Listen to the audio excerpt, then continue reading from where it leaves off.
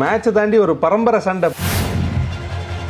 உண்மையாலுமே வந்து தோனிக்கு வந்து எது ஹோம் கிரவுண்டுனே வந்து பல இடங்களில் தெரியாமல் போயிடும். இப்போ அவங்களுக்கு தான் பெவிலியன்லேருந்து எடுத்து கொண்டாந்து கொடுத்துருங்க அப்படின்லாம் பேசிட்டு இருப்பாங்க. அப்புறம் பிளே ஆஃபுக்குள்ளே வராமல் போயிடுவாங்க. அது ஒன்றும் பண்ண முடியாது. அது வருத்தமாக தான் இருக்குது. என்ன பண்ணுறது, ரொம்ப வருத்தப்படுறீங்க. நீங்கள் வருத்தப்படாதீங்க. டோனி வந்து ஒரு இந்தியன் கிரிக்கெட்டோட ஒரு ஐக்கான். அதே மாதிரி சிஎஸ்கேவோட ஐக்கானும் அவர் தான். சொல்லப்போனால் வந்து சிஎஸ்கே ஃபேன்ஸுக்கு ஒரு காட்ஃபாதர் மாதிரி தான் வந்து டோனி ட்ரீட் பண்ணுறாங்க. கிரிக்கெட் உலகின் சூப்பர் ஸ்டார் அப்படின்னு சொன்னால் கூட சிஎஸ்கே ரசிகர்கள் டோனியை தான் கை காட்ட போகிறாங்க.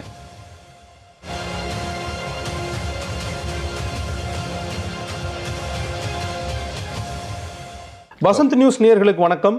இன்னைக்கு நம்ம பேசுபொருள் நிகழ்ச்சியில் எதை பற்றி பேச போகிறோம் அப்படின்னா வந்து ஊரே ஆவலாக எதிர்பார்த்துட்டு இருக்கிற ஐபிஎல் போட்டிகளை பற்றி தான் பேச போகிறோம். ஐசிசி சாம்பியன்ஸ் டிராஃபி மேட்சை வந்து பார்த்தீங்கன்னா சென்னையினுடைய பல்வேறு கடற்கரைகளில் போட்டு காமிச்சாங்க. ஒத்துமையாக இந்தியா ஜெர்சி போட்டு ஒன்றா உட்காந்து மேட்ச் பார்த்த ரசிகர்கள் எல்லாரும் பயங்கரமாக சண்டை போட்டு கடுமையான போட்டிகளை சந்திக்க வேண்டிய அந்த காலகட்டம் நெருங்கிடுச்சு. அதுதான் ஐபிஎல். அதை பற்றி மாதவன்கிட்ட நம்ம பேசலாம். வணக்கம் மாதவன். வணக்கம். வணக்கம் கார்த்திக். எஸ், ஐபிஎல் அப்படின்றது வந்து மாமா மச்சானா ஒன்று பழகிட்டு இருக்காங்களை பிரித்து விட்டு அடிதடி சண்டைக்குள்ளே இறங்கி வர பங்காளிகள் அந்த மாதிரி பந்தாடி இருக்கு. ஆமா, பல பேரை ஒரே கிளாஸ் ரூம்ல பக்கத்து பக்கத்துல உட்காந்து ஒன்னா பேசிட்டு இருந்தவங்களா, டே நீ ஆர்சிபிரான சென்னைடான்னு அதெல்லாம் போன வாரம். இந்த வாரம் வந்து வேற வாரம் அந்த மாதிரி மாறி இருக்கு. ஓகே, இதுல என்ன அப்படின்னா இந்த இதுல வந்து இந்த சீசன்ல முதல் மேட்ச் வந்து எம்ஐ வெர்சஸ் சிஎஸ்கே. இல்ல முதல் மேட்ச் வேற வந்து ஆர்சிபி கொல்கட்டா ஆடுறாங்க. ஆனா அதை பத்தி யாருமே பெருசா கண்டுக்கல, கவலைப்படல. எல்லாருடைய கவனமே வந்து இந்த சிஎஸ்கே வெர்சஸ் எம்ஐ தான் இருக்கு. ஏன்னா 5 கப்பு. அது மட்டும் இல்லாமல் எப்போ இவங்களுக்குள்ள போட்டி நடந்தாலும் அப்போ வந்து பல கலையபரங்கள் நடக்கும். இதில் வந்து நம்மளை கண்டுக்காம விட்டாங்களேன்ற மாதிரி ஆர்சிபி கொல்கட்டா விட்டாங்க. ஸோ நீங்கள் என்ன நினைக்கிறீங்க இந்த மேட்சஸ் பற்றி, ஐபிஎல் பற்றி?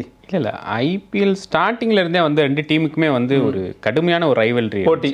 ஒரு சர்வதேச அளவில் கிரிக்கெட்டில் வந்து இந்தியா பாகிஸ்தானுக்கு எந்த அளவுக்கு வந்து ஒரு வரவேற்பு இருக்குமோ, ரைவல்ரி இருக்குமோ, அந்த அளவுக்கு வந்து சென்னை விசஸ் மும்பை போட்டி. அதனால தான் எல் கிளாசிக்கோ அப்படிம்பாங்க. ஆமாம், டஃபஸ்ட் டீம் ரெண்டுமே. அவ்வளோ சீக்கிரத்தில் வந்து விட்டு கொடுத்துறாத ஒரு டீமு. இன்னொன்று அந்த சைடு வந்து பரம்பரை பால்தான்ஸ், ரோஹித் சர்மாவா இருக்கட்டும். இது வந்து மேட்சை தாண்டி ஒரு பரம்பரை சண்டை, பரம்பரை கௌரவம். அது ஆடுகளம்ல வர்ற அந்த ரசிகர்களுக்குள்ளே அது ஒரு இன்னர் ஃபீலிங்காக வந்து அமைஞ்சிருச்சு. மும்பை ரசிகர்களாக இருக்கட்டும், இல்லை சென்னை ரசிகர்களாக இருக்கட்டும், அவங்க ஷெடியூல் பார்க்கும்போதே நீங்கள் ஃப்ரெண்ட்ஸ் கிட்ட பார்க்கும்போதே நீங்கள் பார்க்கலாம், நமக்கு அவங்களுக்கு எப்போன்னு பாரு அப்படின்னு தான் கேட்பாங்க. அப்படிதான் இருக்கும். இந்த மும்பை மேட்ச் பேசும்போதே தெரிஞ்சிடும் யாரை பற்றி பேசிகிட்டு இருக்காங்க அப்படின்னு தெரிஞ்சிடும். ஸோ ரொம்ப பர்சனலான ஒரு இது.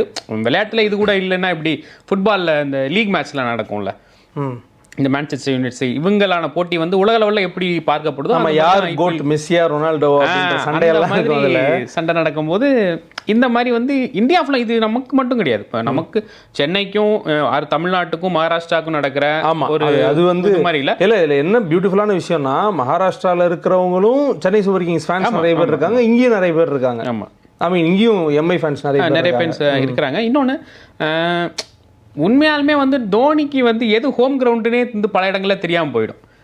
மஞ்சள் ஆர்மியாக இருக்கட்டும், அவர் வரவேற்பாக இருக்கட்டும். இன்னொன்று இனிமேல் தான் வந்து இந்த டெசிபிள் மீட்டர்லாம் தூக்கிட்டு வருவாங்க. ஆமாம், தோனி டெசிபிள் எகிரிச்சு காது கிழிஞ்சிச்சு அப்படின்ட்டு ஒவ்வொரு நாளுக்கு ஒரு பால் 3 பால் தான் அதுக்குள்ள வந்து சத்தம் வந்து சொல்கிற மாதிரி. முதல் மேட்ச் கொல்கத்தாவும் ஆர்சிபியும் விளையாடுறாங்க, நடப்பு சாம்பியன் கொல்கத்தா. இன்னொரு மேட்ச் இருக்கு, இது வந்து 2வது மேட்ச் தான். இந்த மேட்ச் ஈவினிங் தான் இந்த மேட்ச். ஆமாம், நடக்க போகுது. ஆனால் வந்து ஃபஸ்ட்டு மேட்ச்சு, அதுவும் சென்னையில் சிஎஸ்கேவோட ஃபஸ்ட்டு மேட்ச் இந்த இதில் ஐபிஎல்லில் சென்னையோட ஃபஸ்ட்டு மேட்ச்சு, அதுவும் சென்னையில் நடக்க போகுது. அதுவும் மும்பைக்கு அகேன்ஸ்டா அப்படின்னோடனே ரசிகர்கள் ரொம்ப பரபரப்பாக இருக்கிறாங்க. ஒரு எல் கிளாசிக்கோ. ஸோ கண்டிப்பாக வந்து ட்ரீட் ஃபார் வியூவர்ஸாக தான் இருக்க போகுது, பார்ப்போம். ஓகே, இது ஒரு பக்கம் இருக்க. இப்போ நிறைய பேருக்கு வந்து எஸ்பெஷலி யூடியூப் சேனல்ஸ்லாம் வந்து எப்படி அப்படின்னா, அந்த சிதம்பரம் ஸ்டேடியம் வாசலில் போய் நின்று மாறி மாறி ஒருத்தர் திட்டிக்கிறத வந்து ஓகே, அது ஒரு சர்டன் லெவலுக்கு ஜாலி இது பண்ணுவாங்க. ஆனால் அதுவே சில நேரம் வந்து பயங்கர வன்முறையாக ஒருத்தர் ஏய் நான் யார் தெரியுமா, நாங்கள் யார் தெரியுமா அப்படின்ட்டு விளையாடுறவங்களை தாண்டி மும்முறை அவங்களே விளையாடிட்டு ஒரே பஸ்ஸில் ஒன்றா போயிடுறாங்க. ஆனால் இவங்க வந்து சண்டை போட்டுக்கிற அளவுக்கு இருக்குல்ல. இது தவிர்க்கவே முடியாது. இது வந்து அவங்கவுங்களுக்கு ஒவ்வொருத்தவங்களுக்கும் ஒரு தாட் இருக்கணும். இல்லை அது ஓகே பார்த்தோம் ஜாலியாக இருந்தோம், அதுதான் பரம்பரைப்பாக வீட்டுக்கு போனோம் அப்படின்னு இல்லாமல் அந்த வன்மத்தை மனசுக்குள்ளேயே வச்சு வெளிப்படுத்தணும் அப்படின்னா எல்லா நேரத்துலையும் அது வந்து சரியான ஒரு இதுவாக போகாது. அது கண்டிப்பாக பிரச்சனைகளுக்கு வழிவகுத்து தான் போகும். ஓகே, அந்த மாதிரி அது ஒரு இதில் இப்போ நம்ம வந்து ஏன் இந்த எல் கிளாசிக்கோன்னு சொல்கிறோம் அப்படின்னா, இந்த வாட்டி எஸ்பெஷலி ஒரு பெரிய போட்டி என்னன்னா 5-5 மும்பை ஒரு 5 கப்பு, சிஎஸ்கே ஒரு 5 கப்பு. அது லாஸ்ட் டைம் விக்ட்ரிலாம் வந்து பயங்கரமான விக்ட்ரி. ஜடேஜா அவர்கள் வந்து விளையாடி கொடுத்த அந்த விக்ட்ரி எல்லாமே இருக்கு. இப்போ நம்ம இந்த சிஎஸ்கே வர்சஸ் மும்பை பேசுறதுக்கான ரீசன்னா, இந்த வாட்டி எஸ்பெஷலி வந்து இந்த 5-5 ஆளுக்கு 5-5 கப்பு வச்சிருக்காங்க. அதனால இந்த வாட்டி யார் ஜெயிப்பா அப்படின்ற ஒரு போட்டி இருக்கு. எஸ்பெஷலி லாஸ்ட் மேட்சுடைய அந்த விக்ட்ரி வந்து ஃபைனல்ஸ் வந்து சிஎஸ்கே பயங்கரமான விக்ட்ரி. அது வந்து ஒரு ட்ராமாட்டிக்கான ஒரு சினிமேட்டிக்கான விக்ட்ரி. இதற்கு நடுவில் வந்து ஆர்சிபி ஃபேன்ஸும் பயங்கர லாயலான ஃபேன்ஸ். ஏன்னா இத்தனை வருஷம் ஜெயிக்காத ஒரு டீமுக்கு இன்னும் ஃபேனாக இருக்கிறது அப்படின்றது வந்து ஒரு பெரிய விஷயம். அதுக்கு காரணம் நம்மளுடைய விராட் கோலி அவர்கள். ஸோ அவங்களுக்கு இந்த வாட்டி ஏதாவது வெற்றி வாய்ப்பு இருக்குமா? நல்ல சீட்டாக எடுத்து போடுங்க. நல்ல சீட்டை நான் எங்கே எடுத்து போடுறது? ரஜத் படித்தார் போட்டால் தான் உண்டு. கேப்டனை மாற்றிருக்காங்க. அவங்களும் வந்து ஒவ்வொரு சைடும் உருண்டு பார்க்குறாங்க. ஆனால் வந்து இந்த வருஷம் எப்படி அமைங்கிறத பொறுத்து தான் பார்க்கணும். புது கேப்டன் விராட் கோலி வந்து அவரோட கீழே விளையாட போகிறாரு. அவருக்கு நல்ல திறமையான ஒரு யங்ஸ்டர்ஸ். அவர் கண்டிப்பாக வந்து ஒரு லாங் டேர்மில் வந்து படித்தார் வந்து ஆர்சிபி வந்து நல்லா லீட் பண்ணி கொண்டு போவார் அப்படின்னு நம்பிக்கையாக இருக்குது அப்படின்னு கோலி சொல்லியிருக்காரு. அவரோட நம்பிக்கைகளும் கடந்த காலங்கள் எப்படி ஆச்சுங்கிறத நம்மளும் பார்த்துருக்குறோம். பார்ப்போம் கோலியோட நம்பிக்கை என்ன ஆகுது அப்படின்னு. ஆனால் உண்மையிலேயே ஆர்சிபி ஃபேன்ஸ் வந்து ரொம்ப லாயல் தான். இந்த டீம் வந்து நிறைய பேர் சொல்லும் போது மோஸ்ட் டிசர்விங் டீம், நிறைய கெப்பாசிட்டி அவங்களுக்கு இருக்குது அப்படின்றாங்க. ஸோ இத்தனை வாட்டி ஆர்சிபி வந்து இவ்வளோ டஃப் காம்படிஷன் கொடுத்து இனிஷியல் மேட்சஸில் வந்து ஜெயிச்சு, அது மட்டும் இல்லாமல் நல்ல ரன் ரேட்டு, நல்ல பிளேயிங் ஸ்கில்ஸ் எல்லாம் இருந்தும் அந்த கப்பை தூக்க முடியாதுக்கான ரீசன் என்ன நீங்கள் நினைக்கிறீங்க? அது என்ன சொல்கிறது, ஒரு லாங் டேர்முக்கு வந்து அந்த ஒரு எனர்ஜியை வந்து தக்க வச்சுக்கிட்டே இருக்கணும். அந்த மன்னோட என்டியூரன்ஸ் வந்து தக்க வச்சுட்டே இருக்கணும். அவங்க ஸ்டார்டிங்கில் ஒரு மாதிரி ஆடுவாங்க, அதுக்கப்புறம் வந்து இடையில ஒரு மேட்ச் ஒட்டுமொத்த T20 ஒரு போட்டிங்கிறத வந்து என்னென்னா ஒரு ஓவர்லேயே இல்லை ஒரு பால்லேயே மேட்ச் மாறிடும். ஸோ நீங்கள் எல்லா டைம்லையும் எல்லா டைம் கன்சர்ன்லேயும் நீங்கள் தயாராக இருக்கணும். அந்த மேட்ச்சை உங்கள் வசமாக திருப்பறதுக்கு தயாராக இருக்கணும். இந்த மாதிரி தவற விட்ட தருணங்கள் எல்லா டீமுக்குமே நடக்கும். துரதிருஷ்டவசமாக ஆர்சிபிக்கு நிறைய நடந்துருச்சுன்னா சொல்லலாம். ஏன்னா அவ்வளவு கேப்பபிளான பிளேயர்ஸ் வச்சுருந்தாங்க. யாரையும் வந்து நம்ம குறை சொல்ல முடியாத அளவுக்கு ஒரு பிளேயரை கொண்ட ஒரு டீம் தான். இன்ஃபேக்ட் நடுவில் சில மேட்சஸ்ல வந்து அவங்க ரொம்ப சூப்பராக ஆடிடுவாங்க. அவங்க ரொம்ப சூப்பராக ஆடி இவ்வளோ ஒரு கப்பு இப்போ அவங்களுக்கு தான் பெவிலியன்லேருந்து எடுத்து கொண்டாந்து கொடுத்துருங்க அப்படின்லாம் பேசிகிட்டு இருப்பாங்க. அப்புறம் பிளே ஆஃபுக்குள்ளே வராமல் போயிடுவாங்க. அது ஒன்றும் பண்ண முடியாது. அது வருத்தமாக தான் இருக்குது. என்ன பண்ணுறது? ரொம்ப வருத்தப்படுறீங்க. நீங்கள் வருத்தப்படாதீங்க. இதெல்லாத்தையும் தாண்டி எனக்கு என்ன அப்படின்னா, இந்த ஐபிஎல் இருக்குல்ல, 2020 ஒரு ஃபார்ம் ஆஃப் கிரிக்கெட் இருக்குல்ல, இதை வந்து இனிஷியலாக இந்த டீம் வந்து ஆட ஆரம்பிச்சிருப்பாங்க. இப்போ உதாரணத்துக்கு சொல்லணும் அப்படின்னா, எம்ஐ வந்து சச்சின் இருந்தார். அவரை பார்த்து முதல்ல பிடிச்சவங்க தான் இன்னைய வரைக்கும் மாற்றிக்காமல் அப்படியே இருக்காங்க. அந்த லெகசி இருக்குல்ல, எப்படி இந்த ஃபார்ம் ஆஃப் கிரிக்கெட் இதை தக்க வச்சுட்டே இருக்குன்னு நினைக்கிறீங்க? அது இப்போ விளையாட்டோட விறுவிறுப்பா இல்லை ரொம்ப ஹோம் கிரவுண்டு ஒரு ஊராக போயிட்டதுனால அந்த ஊர் பற்று அதுன்னு நினைக்கிறீங்களா? இல்லை ஊர் பற்றுலாம் இதில் எந்த அளவுக்கு இப்போ அப்படி பார்த்தீங்கன்னா வந்து மும்பை ஃபேன்ஸ் நிறைய பேர் இருக்காங்க. இதில் மும்பையில் மட்டும் கிடையாது, ஒட்டுமொத்த இந்தியாவிலுமே வந்து சிஎஸ்கேக்கு ஃபேன்ஸ் அதிகம். தோனினால இன்னொன்று அவங்களோட அந்த ஐகான் ஒரு காரணம். இன்னொன்று ரொம்ப இன்ஸ்டண்ட்டாக வந்து ஒரு என்டர்டெயின்மெண்ட் கிடைக்குது அவங்களுக்கு. டெஸ்ட் மாதிரியோ ஒன் டே மாதிரியோ இல்லாமல் இன்ஸ்டண்ட்டாக கிடக்குது. அதில் இன்னொன்று T20 போட்டியில் நடக்கக்கூடிய அந்த ஒரு ஃப்ராக்ஷன் ஆஃப் செகண்டில் நடக்கக்கூடிய மாற்றங்கள் வந்து அந்த பரபரப்பை வந்து அவங்கள வந்து ரொம்ப அதோடய வந்து ஒரு ஒன்றிணைஞ்சே ட்ராவல் பண்ண வைக்கிது. ஆமாம், இப்போ ஜடேஜா அவங்களுடைய ஓவர்லாம் எடுத்துக்கிட்டா அது யூஸ்வலாகவே ஃபாஸ்ட்டாக இருக்கும். T20 எடுத்துக்கிறப்போ அதுக்கு நடுவில் நடக்கிற அந்த டிரான்சிஷன்ஸும் சின்ன சின்ன விஷயங்களுமே ஃபாஸ்ட்டாக இருக்குது. எனக்கு என்ன தோணுச்சு அப்படின்னா, இந்த கேமுடைய டைனமிக்ஸ் தான் ரொம்ப பிடிக்க வைக்குதோ. ஏன்னா இப்போ ஒரு ஓவரில் சூப்பராக ஆடிட்டு இருக்காங்க, அடுத்ததில் ஒரு 2 விக்கெட் போச்சு அப்படின்னா 50-50 அது வேற மாதிரி ரெஃப்ளெக்ட் ஆகும். இங்கே வந்து சீக்கிரமாக அடிச்சு நல்ல ரன். ரெண்டுமே வேறமான ஒரு டெம்ப்ளேட்டு, ரெண்டுமே வேறமான ஒரு களம். அங்கே பண்ணுற எதையுமே இங்கே பண்ண முடியாது. இதில் இருக்கிற எந்த ரூல்ஸுமே வந்து அங்கே அப்ளிகபிள் ஆகாது. ஸோ வந்து என்னென்னா மக்கள் வந்து T20க்கு பழகிட்டாங்க. அண்ட் அதோடைய வழக்கமாக நம்ம இந்த மேட்ச்லாம் போயிட்டு இருக்கும்போது ஸ்கோர் மட்டும் செக் பண்ணிக்கிறேன் அப்படின்னு சொல்லி அப்பப்போ வைப்பாங்கல்ல. இது ஐபிஎல் பொறுத்த வரைக்கும் நிறைய பேர் அப்படி ஸ்கோர் வச்சு பார்க்குறவங்களாம் இல்லை, ஃபுல்லாக ஆன்லைனில் டேரெக்டாக வந்து ஓடிடி தளங்களில் பார்க்குற மாதிரி ஆன்லைனில் லைவ் ஸ்ட்ரீமிங் வந்ததே வந்து ஐபிஎல் மாதிரியான போட்டிகள் பயன்பாட்டுக்கு வந்தது. இனிஷியலாக ஐபிஎல் வந்தது தான். அதுக்கப்புறம் இப்போ நிறைய forms of cricket and other ஸ்போர்ட்ஸ்க்கு எப்பயுமே இருந்திருக்கு. இப்போ கிரிக்கெட்டுக்கும் எல்லா ஃபார்ம்லையும் சப்போர்ட் பண்ணுறாங்க. ஸோ ஐபிஎல் பற்றி இவ்வளோ பேசிகிட்டு இருக்கோம் நம்ம. இந்த இடத்துல வந்து ரொம்ப முக்கியமான ஒரு ஸ்டார், ஒரு ஐக்கானை பற்றி பேசி ஆகணும். தல தோனி. அவரை வந்து சென்னை டீமுக்கு எடுத்தது, சென்னைக்கு அவர் ஃபஸ்ட்டு விளையாடினது, சென்னை தான் அவருடைய டீம் அப்படின்னு சொல்லி ஒரு ஃபிக்ஸ் ஆனது, அதெல்லாமே நிறையா அந்த டீம் மேனேஜர்ஸ் எல்லாமே பல்வேறு பேட்டிகளில் பகிர்ந்துருக்காங்க. பட் இன்னைக்கு சென்னை டீம் வந்து நிறைய பேருக்கு இந்தியாவில் இருக்க நிறைய பேர் எமோஷனமாக இருக்குன்னா அது காரணமும் அவர் தான். ஸோ கடந்த சில மேட்சஸாக வந்து லாஸ்ட்டில் வராரு, கொஞ்சம் பால்ஸ் தான் அவரால் விஸ்டாண்ட் பண்ண முடியுது, ஆடுறாரு. அவுட் ஆனாலும் அதுக்கு முன்னாடி வந்து அந்த காது கிளியர் அளவுக்கு பயங்கரமான அந்த டெசிபிள் இருக்குது, அதெல்லாம் ஸ்டேட்டஸாக போடுறாங்கல்ல. ஸோ நீங்கள் இந்த மேட்ச்சில் என்ன எக்ஸ்பெக்ட் பண்ணுறீங்க? தலை தோனி வந்து என்ன ஆர்டரில் இறங்குவார், இல்லை எவ்வளோ நேரம் ஆடுவார்? தோனிக்கான அசைன்மெண்ட் வந்து போன டைமே வந்து சொல்லிட்டாங்க. அவர் வந்து கடைசியில் வந்து ஒரு 3-4 பால் தான் ஃபேஸ் பண்ண போகிறாரு. ஏன்னா அவருக்கு போன வருஷத்துக்கு முந்தின வருஷமே அந்த முழங்காலில் இன்ஜுரி இருந்துச்சு, அதுக்கப்புறம் வந்து சர்ஜரி போனாங்க. அதுக்கப்புறமா வந்து அந்த கால் பிரச்சனை இருந்துகிட்டே இருந்துச்சு. ஸோ அதனால் கடைசியில் ஒரு ஹார்ட் ஹிட்டர் மாதிரி தான் வந்து ஒரு விண்டேஜ் தோனி, ஒரு 3 பாலில் ஒரு 3 6 போன டைம் மும்பையோட இறங்கி அடித்த மாதிரி இந்த டைமும் அடிப்பார் அப்படின்னு நம்புகிறாங்க. குறிப்பாக சென்னைங்கிறதே வந்து சிஎஸ்கேவோட முத்துச்சாமி கோட்டடி அப்படிங்கிற மாதிரி தான் அஸ்வின் சொல்லியிருப்பாரு. ஆமாம், சென்னையில் சிஎஸ்கேவை ஜெயிச்சு அது கிளாப்ஸ் வாங்குறதுலாம் சாதாரண கிடையாது. இங்கே வந்து சென்னையை அடிச்சுட்டு போகிறதும் அவ்வளோ எளிதான ஒரு விஷயம் கிடையாது.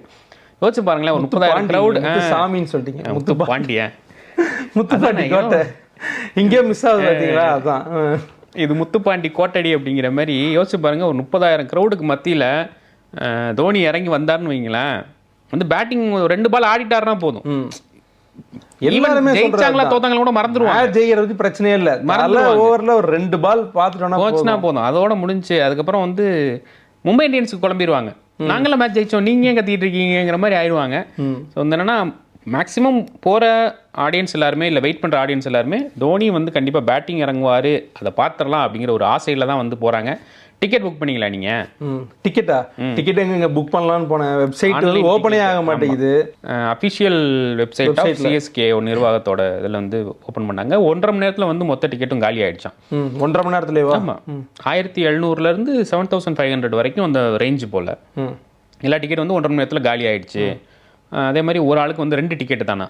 ஓகே, லிமிட் பண்ணிடுது. ஆமாம், முன்னாடிலாம் போய் காலங்காத்தால தலையில் துண்டை போட்டுக்கிட்டு பணியில் நிற்பீங்க பார்த்தீங்களா, அதுக்கெல்லாம் வாய்ப்பு கொடுக்கக்கூடாது அப்படின்னு சொல்லிட்டு. இன்னொன்று, கள்ள மார்க்கெட்டில் வந்து பிளாக் டிக்கெட் நிறைய பரவுது, வாங்கி நிறைய பேர் நிறைய காசுக்கு வச்சு விற்கிறாங்க, இதெல்லாம் தடுக்கணும் அப்படின்ட்டு போன வருஷமே வந்து ஆன்லைனில் தான் வந்து டிக்கெட் ஆன்லைனில் தான் கொடுத்தாங்க. இந்த வருஷமும் அப்படி தான் வந்து ரன் ஆயிருக்கு. சீக்கிரமே வந்து டிக்கெட் விற்று தீர்ந்துருச்சு, எங்களுக்கு கிடைக்கல அப்படின்னு ஒரு சைடு வந்து ரசிகர்கள் வந்து அதை தவிர்க்க முடியாது. ஏன்னா நம்ம வேர்ல்டு கப்பே நம்ம அப்படிதான் வந்து பல குற்றச்சாட்டுகள் வந்துச்சு, டிக்கெட் எங்களுக்கு கிடைக்கல. ஒரு சைடு வந்து டிக்கெட் கிடைக்காம இருந்தாங்க, ஒரு சைடு வந்து திடீர்னு பல்கான டிக்கெட்ஸ்லாம் வந்து இதுவாச்சு வேர்ல்டு கப் சமயத்தில். ஸோ இந்த ஐபிஎல் எப்படி ட்ராவல் ஆக போகுது, இந்த டிக்கெட் சம்மந்தமான பிரச்சனை அப்படிங்கிறத பார்க்கணும். இன்னொன்று என்னென்னா, எல்லாருக்குமே என்ன போன வாட்டி நான் பார்த்ததை சொல்கிறேன், போன வாட்டி என்ன ப்ரெஷர்னா நிறைய கேள்விகள்லாம் வந்துச்சு. தோனி அவர்களுக்கு வந்து இதுதான் லாஸ்ட் மேட்சா, இதுக்கப்புறம் ஆட மாட்டாங்களா அப்படின்ட்டு. எல்லாருக்கும் என்ன ஆயிடுச்சுன்னா, ஐயோ தோனிக்கு தான் இப்போ கடைசி சீசனை நம்ம பார்த்துன்னுட்டு. இந்த வாட்டி அந்த டென்ஷன் பெருசாக இல்லை, அவரும் அதுக்கான இடம் கொடுக்கலன்னு வச்சுக்கோங்களேன். இல்லை அவர் வந்து இறங்கும் போதே அந்த டிஷர்ட்டை போட்டு தானே வந்தார், ஒன் லாஸ்ட் டைம் அப்படின்னு சொல்லி. மோர்ஸ் கோடில் இது பண்ணிட்டு ஒரு டிஷர்ட் கூட ஃபேமஸ் ஆச்சு. இல்லை அப்படி சொல்லுவார். அதுக்கப்புறம் அவர் டிஷர்ட் போட்டு வந்தாருன்னு தான் சொன்னேன், அவர் சொன்னாருன்னு நான் சொல்லல. நம்பிக்கை ஆசை எனக்கு இருக்குன்னு வச்சுக்கோங்களேன். போட்டு வந்தாரு, அதுக்குள்ளே இவங்க வந்து ரீல்ஸ் ரெடி பண்ணிட்டாங்கல்ல, மேற்கே இருக்காதே அப்படின்லாம். அது ஃபேன்ஸ் எப்பவுமே ரெடியா இருப்பாங்க. ஒரு சின்ன விஷயம், அவர் பேக தூக்கிட்டு பின்னாடி நடந்து போனாலே கிளம்பிட்டாரு அப்படின்னு தானங்க அந்த போட்டுக்கிட்டு போறாரு, ஹோட்டலுக்கு போறாரு. அது சொன்ன பின்னாடி டிஸ்க்ளைமர் போட வேண்டியிருக்கு, இல்ல இல்லப்பா மேட்ச் அடுத்த மேட்ச் இருக்குப்பா அப்படின்னு போட வேண்டியிருக்குல்ல. ரசிகர்கள் வந்து ரொம்ப எமோஷனலாக இருப்பாங்க, ஒரு சின்ன விஷயத்த கூட கனெக்ட் பண்ணிடுவாங்க. ஸோ அந்த மாதிரி அவர் டிஷர்ட் போட்டு வந்துட்டாரு, ஸோ அவரே முடிவு பண்ணிட்டாரு அப்படின்னு ஒரு கருத்துக்கள் விமர்சிக்கிறாங்க. கேப்டன்சி போச்சு, அவர் கேப்டன்சிலாம் போலங்க, கேப்டன்சி போச்சுன்னுலாம் சொன்னீங்கன்னா சிஎஸ்கே வந்து கேப்டன்சி கொடுத்தாங்க. அவர் தான் குற்றச்சாட்டு வந்து வைக்கக்கூடிய கேட்டகரியில் வந்து டோனி அங்கே கிடையவே கிடையாது. டோனி வந்து அங்க ஃபுல் அண்ட் ஃபுல் வந்து இல்லைங்க, குற்றச்சாட்டு வந்து ஹேட்டர்ஸ் அந்த மாதிரி வைக்கிறாங்க அப்படின்னு நான். டோனி வந்து அவர் வந்து என்ன சொல்றது, விளையாடும் ஒரு பயிற்சியாளர் மாதிரி தான் உள்ள டீமுக்குள்ளே போறாரு அவர். நான் தான் சொல்றேனே, அவர் 2 பால் பிடிக்கட்டுமே, அதுக்கு வந்து அந்த டீம் மேனேஜ்மெண்ட்டே ஒன்றும் சொல்ல போகிறது கிடையாது, ஈவன் ஃபேன்ஸும் ஒன்றும் சொல்ல போகிறது கிடையாது. அவர் வந்து ஒட்டுமொத்த டீமையும் ஒரு பேக்காக வச்சுக்கிறதுல டோனியோட கான்ட்ரிபியூஷன் வந்து ரொம்பவே அதிகம். இதை வந்து அந்த டீமில் இருக்க எல்லாரும் பேசி பார்த்துட்டோம்.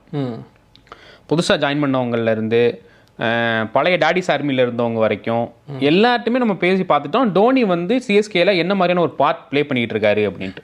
ஸோ வந்து அவருக்கு ஃபார்ம் அவுட் அப்படிங்கிறதே கிடையாது. சன்னுக்கு எதிராக சண்டேங்கிற மாதிரி தான். அந்த மாதிரி தான் அவர் வந்து அவரோட இது வந்து கரெக்டாக பண்ணுவார். இன்னொன்று அவருக்கு தெரிஞ்சிருச்சு அடுத்த ஒரு யங் ஜென்ரேஷன் டீமை ரெடி பண்ணணும். ஸோ யங் கேப்டன் வேணும்ட்டு அது அவரும் முடிவு. அண்ட் அந்த கேஜி ஃப்ளோரா மாதிரி தான் அந்த பேரே ஒரு பிராண்ட் அப்படின்ற மாதிரி அந்த ஒரு ஃபேக்டர் தான் வந்து சிஎஸ்கே. இப்போ அவர் இல்லைனாலும் சிஎஸ்கேக்கு சப்போர்ட் பண்ணுறவங்க இருப்பாங்க. ஆனால் அவருடைய பேர் ஆட் ஆகிடுச்சு அப்படின்னா சிஎஸ்கே ரசிகர்களுக்கு ஒரு உத்வேகம் எல்லாமே. இப்போது ஒரு சினிமா ஸ்டார்னு எடுத்துக்கிட்டோம் அப்படின்னா அவருடைய ஆக்டிங்காக இருக்கட்டும், மற்ற ஸ்கில்ஸாக இருக்கட்டும், அவருக்கு என்ன வேல்யூ மார்க்கெட்டில் இருக்குன்னு இருக்குல்ல, அந்த மாதிரி இப்போ தோனி அப்படின்ற பேரை நம்ம யூஸ் பண்ணோம் அப்படின்னா மேட்ச் பார்க்குறவங்க அண்ட் அதை நம்பி நிறைய வெண்டார்ஸ் இருப்பாங்க. ஸ்டேடியமில் இருக்கிறவங்க இல்லை வெளியே இருந்து அந்த ஃப்ரான்ச்சைஸ் நடத்துகிறவங்க எல்லாருக்குமே வந்து இன்னைக்கு ஹிட்டு அந்த மாதிரி அந்த இதை கலெக்ட் பண்ணிவிடும் இந்த இடத்துல ஜெயிச்சிடும் அப்படின்ற ஒரு நம்பிக்கை இருக்குது தோனி அப்படின்னா. டோனி வந்து ஒரு இந்தியன் கிரிக்கெட்டோட ஒரு ஐக்கான், அதே மாதிரி சிஎஸ்கேவோட ஐக்கானும் அவர் தான். சொல்லப்போனால் வந்து சிஎஸ்கே ஃபேன்ஸுக்கு ஒரு காட்ஃபாதர் மாதிரி தான் வந்து டோனி ட்ரீட் பண்ணுறாங்க. தோனி வந்து ஒரு சூப்பர் ஸ்டார். தமிழ்நாட்டில் வந்து ரஜினி, எம்ஜிஆர் எப்படியோ அந்த அளவுக்கு வந்து டோனியை வந்து கொண்டாடிட்டு இருக்கிறாங்க. ஸோ கிரிக்கெட் உலகின் சூப்பர் ஸ்டார் அப்படின்னு சொன்னால் கூட சிஎஸ்கே ரசிகர்கள் டோனியை தான் கை காட்டுவாங்க. ஸோ அது ஒரு பெரிய ஃபேக்டர் தான். தோனி வந்து எதுக்கு ஃபேமஸ் அப்படிங்கிறதே வந்து அந்த மாஸ்டர் மைண்டு தான். Cool captain cool. அந்த கஷ்டமான சூழ்நிலையில் சுற்றி இவ்வளோ ஆடியன்ஸ் கத்திட்டு இருக்கும்போது ஒருத்தன் காமாக யோசிச்சு முடிவெடுக்கிறதுங்கிறலாம் வந்து எந்த அளவுக்கு பாசிபிலிட்டி நம்மளை நினச்சி பார்க்க முடியாத விஷயங்களை வந்து பண்ணக்கூடிய ஒரு ஆள். அதுதான் வந்து ஒரு கிட்டத்தட்ட ஒரு மெஜிஷியன் மாதிரி தான் வந்து தோனியை பார்க்குறாங்க. ஐபிஎல் காலத்தில் பல டைம் வந்து தன்னோட திறமையை அவர் ப்ரூவ் பண்ணியிருக்கிறாரு. ஸோ இனிமேல் வந்து தோனி வந்து கேப்பபிளா அப்படிங்கிற ஒரு கேள்வியே வந்து எங்கேயுமே வைக்க முடியாது. மேபி இந்த சீசனில் இந்த மேட்ச்சில் அவர் இப்படி இது பண்ணியிருக்காருன்னு விமர்சனங்கள் ஒன்றும் வைக்கலாமே தவிர அப்படி ஒரு ஒட்டுமொத்தமான ஒரு குற்றச்சாட்டை வைக்க முடியாது. ஐபிஎல் 2025 பற்றியும் தலை தோனி பற்றியும் நிறைய விஷயங்கள் இன்றைக்கி நம்ம பேசுகிற நிகழ்ச்சியில் நம்ம பேசியிருக்கிறோம். இது மட்டும் கிடையாதுங்க, இந்த ஐபிஎல் சீசன் முழுக்க அடுத்தடுத்து வரக்கூடிய மேட்சஸில் என்ன நடந்தது, சுவாரஸ்யமாக என்ன நடந்துச்சு, அண்ட் ஃபேன்ஸ் பாயிண்ட் ஆஃப் வியூவில் என்ன நினைக்கிறாங்க, அது நாங்கள் சொன்னது தான் எம்ஐ வெர்சஸ் சிஎஸ்கேன்ற இந்த பரம்பரை பகை என்னவானது அப்படின்றதெல்லாம் தொடர்ந்து பேசலாம். நீங்கள் நம்ம வசந்த் நியூஸினுடைய பல்வேறு சமூக வலைதள பக்கங்களுக்கு உங்களுடைய ஆதரவு கொடுங்க. நன்றி.